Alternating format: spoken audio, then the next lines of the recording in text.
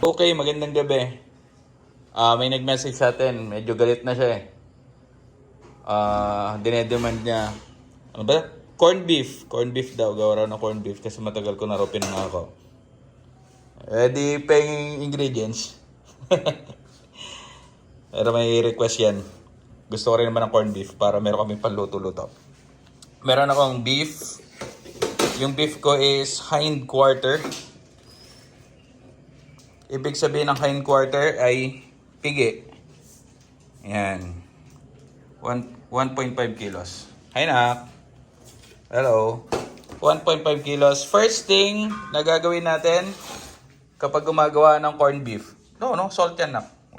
Okay, for our ingredients, bawang. Yan. Salt. Curing salt. Mang Domeng. Saan nakakabili ng curing salt? Pinakamabilis yung makabili niyan, isa Shopee tsaka Lazada. Okay? Whole peppercorns, sugar, konti. Ibig sabihin niyan, ang gagawin natin dyan, kaya meron tayo niyan, gagawa muna tayo ng brine. Okay? So, brine muna. Lagyan natin lahat yan. Ilan po yung curing salt na yan? This is 1 teaspoon, 1 teaspoon of salt, 1 teaspoon of sugar. Kahit ano, bahala kayo kung anong gusto nyong ano. Then bawang, ilang cloves yan, kita naman. Then yan. Lagay lang natin ng konti. Tapos, salang na natin.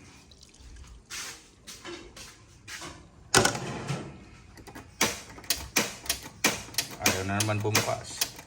Wait lang. Boss ba? Ito kabila. Sira na palan. Teka lang, ako na. Yan. Boss ba ito ilaw? Excuse. Ito yung panghalo, anak. Yan, pakibuksan mo yung exhaust. So, kailangan lang natin gawin dito is... Sige, okay na yun. Okay, kailangan lang natin ma-dissolve. Yun lang. So kapag nakakita tayo ng mga corned beef na kulay medyo mapula yung karne niya, that's because of the curing salt. Okay?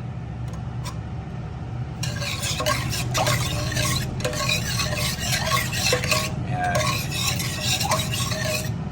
Once na na-dilute na natin or natunaw yung curing salt, tsaka sugar, since di nakita yan, okay na yan, patayin na natin, balik natin dito. So hindi naman natin pwedeng ilagay na yung beef ng mainit pa. Yan, ng mainit pa kasi parang merong mga portion dyan na maluluto siya. So para bumilis yung ano natin, process natin, lagyan na natin ng tubig na malamig. Okay. So make sure mas maganda kung mineral water ha, or distilled water. Tapos lagay na natin yan. Hold mo. Nasa yung sandok ko? Baka tumalsik eh. Wala na. Yung cut ko ng corned beef ko is pahaba pahaba.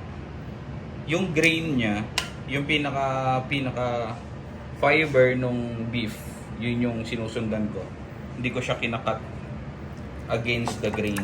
Kinakat ko siya same nung grain. Para pag nagawa natin yung corned beef at nadurog na siya, mahaba yung hibla niya. Okay? Okay lang yung ganyang kalalaki. Madudurog pa naman yan eh kapag sinalang natin.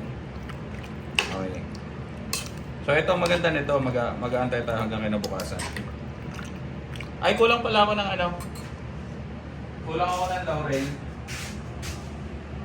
Mama, nasaan ang laurel ko?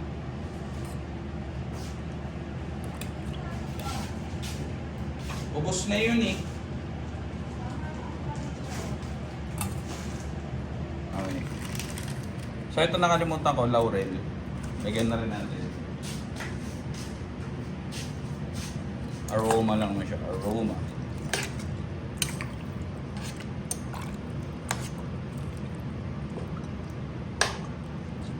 Okay? So, ang brine natin is magtatagal ng hanggang kinabukasan. Okay, after 24 hours, nandito na ang ating brine. Alright, so ito ang itsura niya after 24 hours. Yan. So, para siyang ano bang tawag dun sa ano? Nabusog or bumalik yung moisture niya. Kasi natoko na to eh. Tapos ngayon, yun pala ang magandang make sure na kapag nag-brine kayo, make sure na nato ng maayos yung meat. Kasi para magkaroon ng space dun sa loob ng meat. Ng karne. So, since may space siya sa loob, ang gagawin niya, para siyang sponge, sisipsipin niya yung brine nyo ngayon. So, ang nangyayari dyan sa brining, explain natin ng konti lang. Brining means, ito yung ibabalik mo yung moisture ng meat inside. Kaya naglalagay ng salt.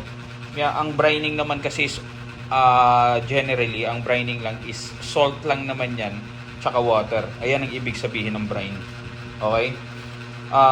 Additives na lang yung nilalagay natin. Pepper, naglalagay tayo ng curing salt, naglalagay tayo ng mga ganito, laurel, ganyan. Additives na lang yan. Pero in general, ang ibig sabihin ng brine is only salt and water. Okay? Sa scientific basis, kung saan pumupunta ang asin, doon pumupunta ang tubig.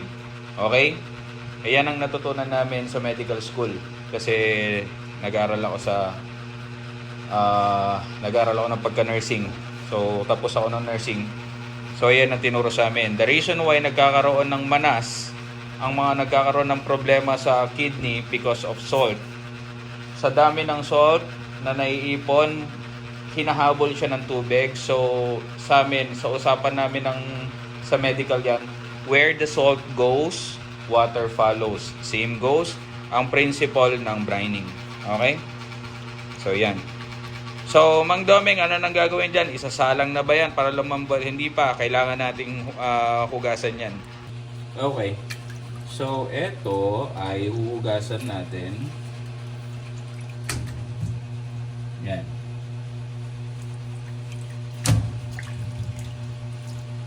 And make sure to kapag wag mo na akong i-shoot make sure to kapag nagbo-brine kayo, lagi nyo ilalagay sa fridge. Kasi kahit may asin yan, nasisira din. Lalo na kung yung beef na ginamit nyo ay hindi fresh, nasisira din. Kakaroon ng amoy.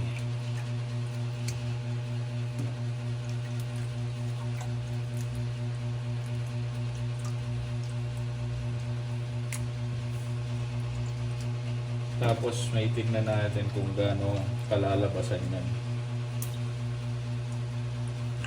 Yung pag gumagawa kasi ako nito, naaalala ko yung yung dating corned beef, yung rodeo. Yung gusto ko yun eh. So, wash natin. Wash.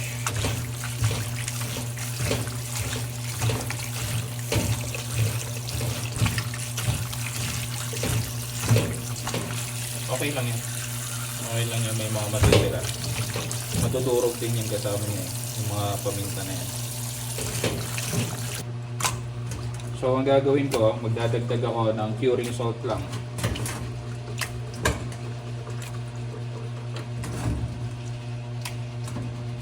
Okay. Kung meron pressure cooker. 1 hour lang yan. Kaso lang nasira yung pressure cooker ko eh.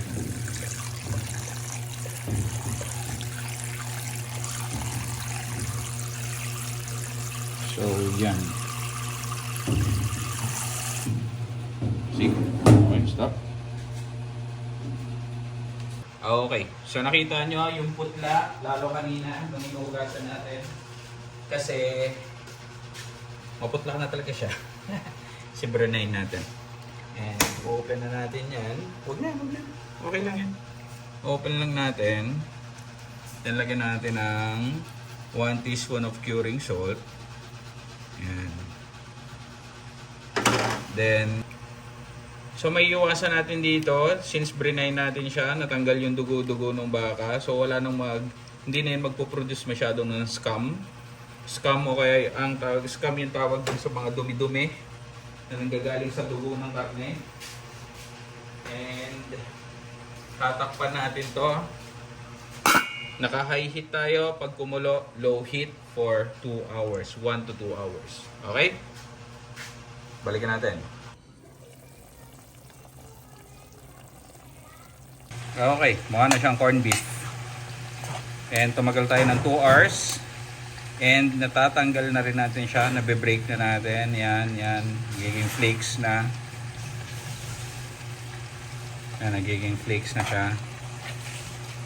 So, ang kailangan lang natin gawin dyan is to wait na maubos yung pinakasabaw niya. Then, lalabas na dyan yung mantika na lang ang matitira. Okay? Yan. Pwede natin tikman. Meron ko ng corned beef. Tapos timbangin din pala natin kung ano, kung ilan ang kinalabasan ng 1.5 kilo. Okay? Yan. So malambot na yan. Kailangan lang natin matanggal yung liquid niya. Alright. Okay, after 2 hours and 2 hours nag-breakdown na yung mga laman. But kailangan natin tanggalin yung tubig. Okay, hindi ko pala na-discuss, no? Sir, ilang tubig ba ang kailangan na ilagay dyan? Basta lubog lang. Make sure nyo lang na huwag nyo lalakasin yung apoy nyo. Kapag kumulo, hinaan nyo na yung apoy nyo.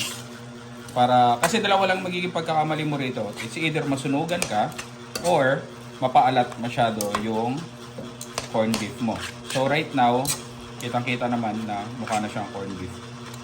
And tinikman na rin ni ate. Anong lasa, ate? Sarap. Anong kalasa niya na imported na ano? Yung pinapadala wala nila lolo galing Canada, no? Yung pams, alam niyo yung pams na corned beef? Sa mga taga-Canada dyan, taga-US, yung pams na corned beef, yun yung kalasa niya. Okay, so yan.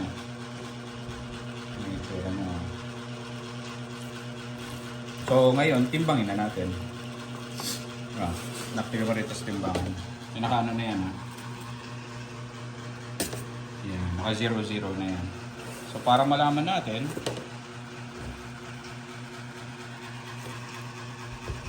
kung ilan ba ang kinalabasan. Yung isang salong ng 1.5 kilos.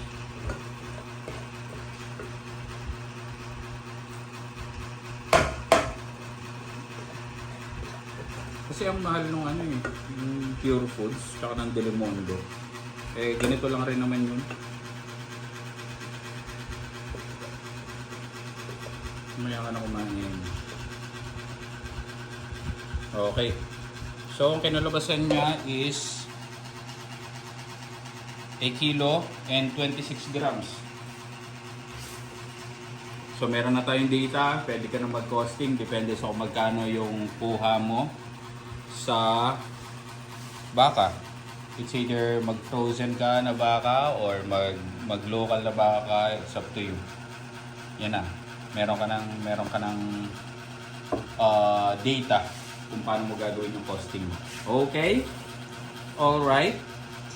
So that's all for today. Meron na tayong corned beef and meron na kaming pang-almusal.